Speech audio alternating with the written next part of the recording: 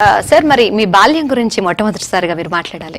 అంటే సింపుల్గా ట్రైలర్లో చెప్పాలంటే నేను 1957లో పాలకొల్లో పుట్టానండి. మాది middle class family. My 5 brothers 3 sisters. ఆ ఫ్యామిలీ అందరికంటే చిన్నవాడు నేను. నేను 57 డేట్ ఆఫ్ బర్త్ నాది. 77లో మ్యారేజ్ అయింది నాకండి. నేను ఆకివీడి అనే ఊళ్ళో బట్టల వ్యాపారం చేశాను. నేను పుట్టింది పెరిగింది పాలకొల్లో అండి. కోటరామకృష్ణ గారు నాకు అత్యంత ప్రాణమిత్రుడు. ఆ తర్వాత నేను బిజినెస్ కోసం నేను ఆకివీడి అనే ఊరు వచ్చా. ఆకివీడిలో శ్రీనివాస క్లాత్ ఎంపోరియం ఒక బట్టల షాపు 10 years రన్ చేశాను.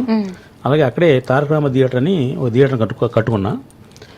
ఆ తర్వాత సినిమా ఫీల్డ్ మీద మక్కువతోటి నేను మద్రాసు రావడం జరిగింది. ఇది మన బాల్యం అండి. Okay, right sir. మరి సినీ పరిశ్రమలోకి రావాలని ఎప్పుడు అనిపించింది, ఎలా వచ్చారు? అదే మీరు చెప్పిన కోటరామకృష్ణ గారు నా క్లాస్మేట్ చెప్పాను కదండి. ఆయన మేము సెలవులు వస్తే జనరల్గా తాతగారింటికి మామగారింటికి వెళ్తారు, మేనమా ఇంటికి వెళ్తారు ఎవరైనా.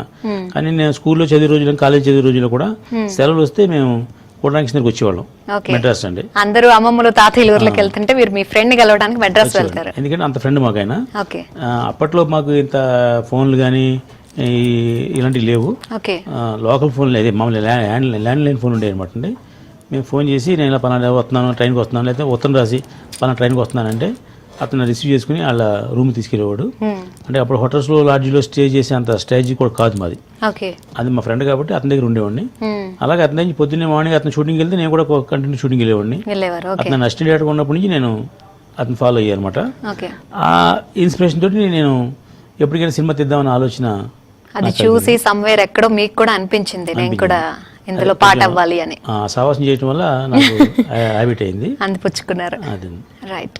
మరి మీరు మొట్టమొదటిసారిగా ఎవరి దగ్గర అసిస్టెంట్ డైరెక్టర్ గా పనిచేశారు? నేను ఎవరి దగ్గర అసిస్టెంట్ డైరెక్టర్ పనిచేయలేదండి.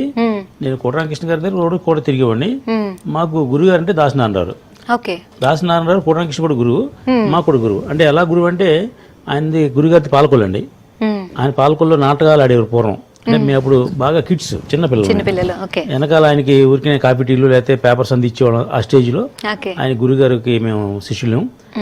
అంటే నేను డైరెక్షన్ డిపార్ట్మెంట్ నేర్చుకోలేదు కానీ గురుగారి శిష్యుడిని. ఆ అనుబంధం మాకు, నేను మెడ్రాస్ వచ్చిన తర్వాత హైదరాబాద్ వచ్చిన నేను ఆయన సొంత మనిషిలాగా, ఆయన ఇంట్లో ఒక మనిషిలాగా నేను మెలిగాను. ఆయన ఆఖరి రోజుల్లో ఆయనతో చాలా అనుబంధం ఏర్పడింది నాకు. నేను ఈవేళ తెలుగు ఫిల్మ్ ఛాంబర్ కామర్స్కి నేను ట్రెజరర్గా ఉన్నా. నేను ఈ ట్రెజరర్ పోస్ట్ వచ్చినా, నేను ఈసీ మెంబర్గా చేసిన, ఎక్కడ యాక్టివ్గా ఉన్నా దానికి కారణం నా గురుగారు దాసనారాయణరావు గారు.